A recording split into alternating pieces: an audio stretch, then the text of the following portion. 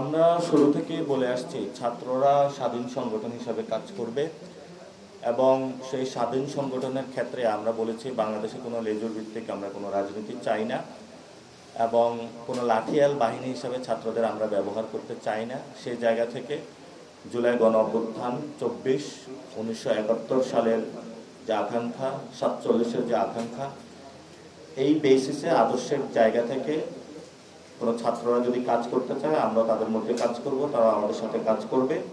কিন্তু আমরা সবচেয়ে প্রায়োরিটি বেসিসে রেখেছি আমাদের শ্রমিক সংগঠন, নারী সংগঠন এবং যুব সংগঠন, আমাদের স্বেচ্ছাসেবক সংগঠন এবং বিদেশে পুরো বাংলাদেশকে কানেক্ট করার জন্য। এবং আমাদের সাথে ডিরেক্টলি অঙ্গ সংগঠন হিসাবে জাতীয় যুব শক্তি এবং জাতীয় শ্রমিক শক্তি কাজ করবে।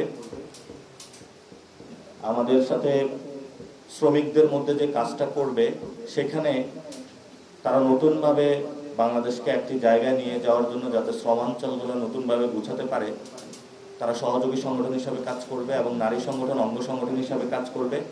তবে ছাত্রদের জায়গা থেকে আমরা লাঠিয়াল বাহিনী হবে না, আদর্শিক জায়গা থেকে আমাদের মিলন থাকবে। সেই জায়গার ভিত্তিতে আমরা কাজ করে চলছি, ভবিষ্যতে আমাদের সেই ভিত্তিতে কাজ চলমান থাকবে।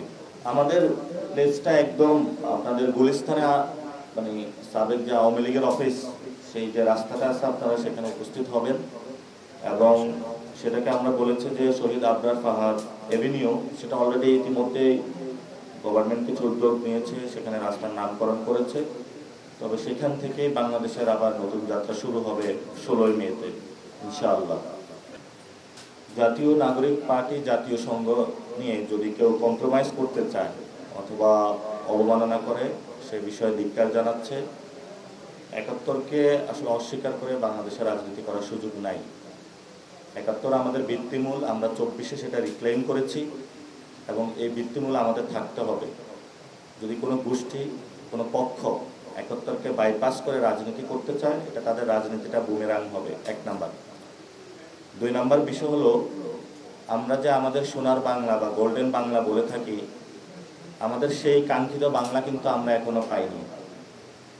তো যারা আমাদের জাতীয় সঙ্গীত আমরা মনে প্রাণে বিশ্বাস করি, আমরা চাই সে আমাদের স্বপ্নে সুন্দর যে বাংলাটা রয়েছে, সোনার যে বাংলাটা রয়েছে, সত্যিকার সেই সোনার বাংলাটা হয়ে উঠুক।